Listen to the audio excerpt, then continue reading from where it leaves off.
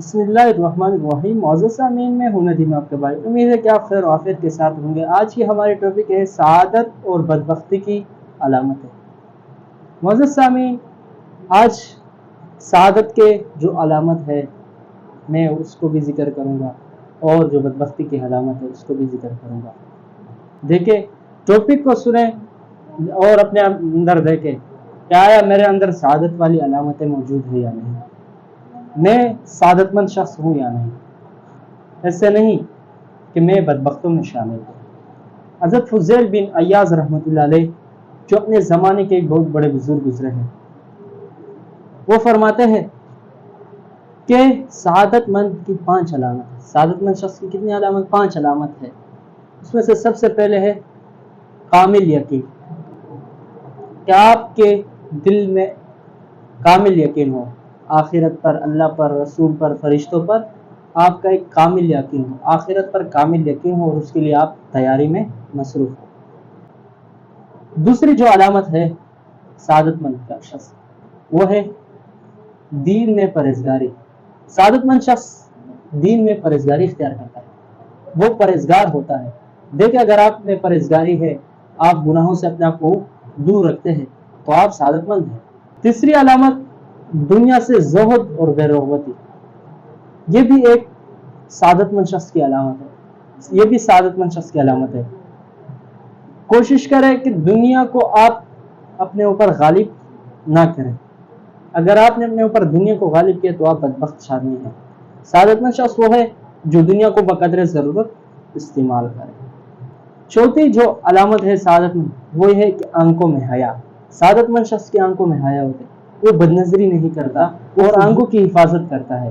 اس لیے سعادت مند کی علامت جو چوتھی علامت ہے وہ یہ ہے کہ اس کی آنکھوں میں حیا ہوتی ہے. وہ بدنظری نہیں کرتا، وہ کسی کی دوسرے ماں بہن کو نہیں دے. پانچویں جو علامت ہے سعادت مند شخص، وہ ہے کہ اس کے بدن میں خشیت ہوتی ہے، خوف ہوتی ہے. اس کے ہاتھ غلط جگہ استعمال نہیں ہوتے، اس کی زبان جھوٹ نہیں بولتا، اس کی آنکھیں بدنظری نہیں کرتا، اس کے کان کسی کی غیبت نہیں سنتا، اور وہ بدن میں اس کی ایک خشیت ہوتی ہے. وہ اپنے جو کچھ بھی کر رہا ہوتا ہے وہ اللہ کی رضا کے لیے کر رہا ہوتا ہے. تو یہ بھی سعادت مند کی علامت ہے. یہ سعادت مندی کی جو 5 علامتیں تھے یہ تو گزر گئی. اب بدبختی کی جو 5 علامت ہے وہ معزز سامعین، میں اور آپ سوچے کہ ہمارے اندر اس میں سے کوئی علامت موجود نہیں ہے.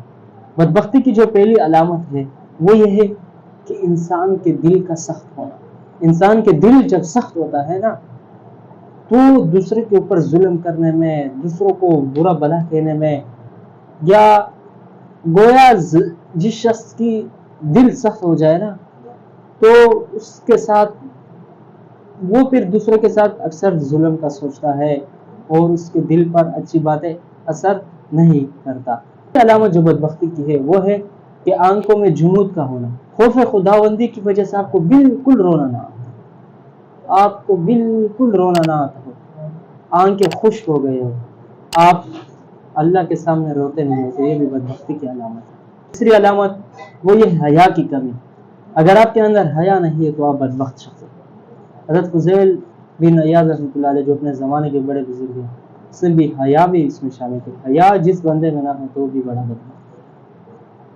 اور چوتھی جو علامت ہے وہ دنیا کی طرف رغبت ہے، کہ آپ دنیا کے کاموں میں اس قدر مشغول ہو جائے کہ آپ کو عبادات کے لیے ٹائم نہ ملے، آپ نماز کے لیے فارغ نہ ہو، آپ عبادات اور لوگوں کے ساتھ ہمدردی کے لیے آپ فارغ نہ ہو.